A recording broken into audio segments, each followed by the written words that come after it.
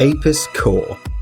Construction has always been a complex and time-consuming process.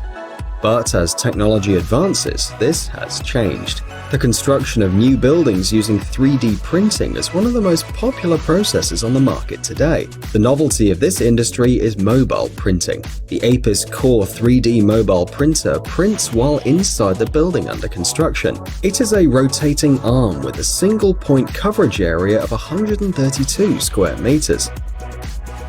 The device is small in size, easy to transport, and requires no preparation time before construction. The installation and configuration of the Apis Cor requires no more than 30 minutes. The dimensions of the printer are quite compact and reach 4 by 1.6 by 1.5 meters. The innovative machine weighs 2 tons, making it possible to use standard special equipment for transport.